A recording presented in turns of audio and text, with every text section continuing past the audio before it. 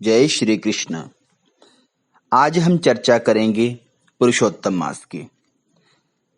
जैसा कि हम सभी जानते हैं, आज 17 सितंबर सर्वपितृ अमावस के साथ श्राद्ध पक्ष पूर्ण हो रहा है और कल 18 सितंबर से पुरुषोत्तम मास का प्रारंभ हो रहा है। ये मास अत्यधिक विशेष मास है। 4 वर्षों में यह एक बार आता है। इस बार ये अत्यधिक विशेष बन पड़ा है क्योंकि इस बार अश्विन अधिक मास आ रहा है। ये संयोग इससे पूर्व 2001 में बना था, यानी इस वर्ष 2 अश्विन मास होंगे। इस बार अधिक मास से कई दुर्लभ योग बन रहे हैं जो वैभव संपदा वृद्धि करने वाले हैं। यह मास भगवान श्री नारायण के साथ मां लक्ष्मी की कृपा को भी दिलाने वाला है। शुक्रवार से यह महीना शुरू हो रहा है, इसलिए शुक्रवार से शुरू होने के साथ उत्तरा फाल्गुनी नक्षत्र भी पड़ रहा है। ये नक्षत्र तीव्र फल देने वाला होता है। इस नक्षत्र में मास का प्रारंभ शुभ फल देने वाला रहेगा। ये नक्षत्र सम्मान समृद्धि बढ़ाने वाला है। वैभव संबंधी कार्य तेजी से परिणाम देने वाले होंगे और विशेषतः इस मास में स्वर्ण वाहन इत्यादि खरीदने के भी उच्च योग बन रहे हैं। इस मास में कई सारे ऐसे योग बन रहे हैं, जैसे ये मास शुरू होगा कल 18 तारीख से, तो इसके दूसरे ही दिन यानी 19 सितंबर को द्विपुष्कर योग पड़ रहा है।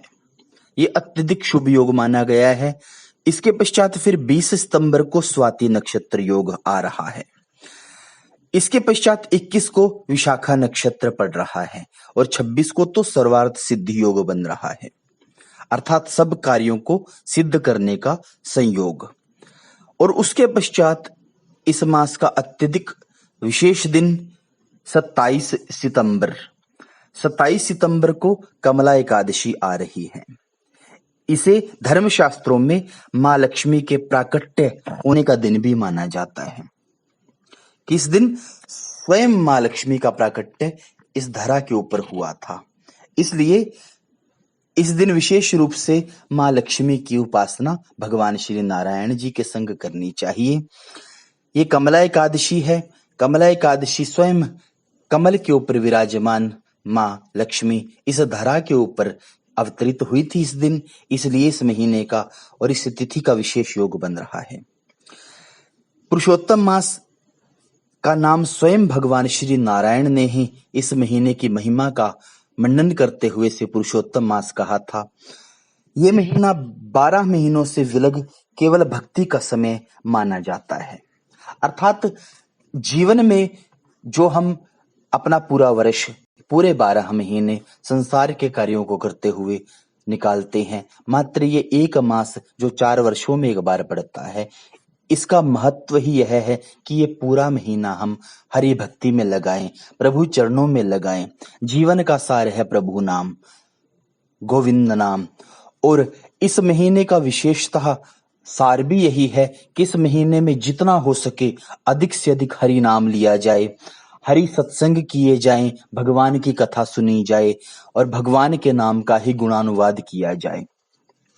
इसलिए अश्विन पूर्णिमा भी इसी महीने में ही पड़ रही है, अर्थात अश्विन पूर्णिमा वो तिथि जिसे हम शरद पूर्णिमा भी कहते हैं। और इसी तिथि में ये शुभ संयोग भी बन रहा है कि जिस दिन मां स्वयं लक्ष्मी धरा के ऊपर प्रकट होकर स्वयं अपनी कृपा दृष्टि जगत के ऊपर बरसाती हैं। विशेष ये समय है, विशेष ये महीना है। शरद पूर्णिमा की वो विशेष तिथि भी इसी महीने में की पूर्णिमा को पड़ रही है। इसलिए आइए हम सब मिलकर इस पुरुषोत्तम मास में अपने भगवान को स्मरण करें, अपने भगवान की पूजा करें, लक्ष्मी नारायण को अपने जीवन का सद आधार मानते हुए, श्री राधा कृष्ण चरणों को अपने जीवन का सद आधार मानते हुए भगवान के निमित्त इस संपूर्ण महीने में भक्ति करें, पूजा करें, पाठ करें। क्या नियम होना चाहिए इस महीने में? तो धर्मशास्त्र कहते हैं अनेकों अनेक संहिताएं कहती हैं, ब्रह्म वैवर्त पुराण कहता है कि इस महीने का नियम हो कि प्रातः काल हम शीघ्र जल्दी बिस्तर छोड़े, अर्थात प्रातः काल ब्रह्म मुहूर्त में सुबह 4 बजे हम उठें और उठने के पश्चात हम स्नान करें।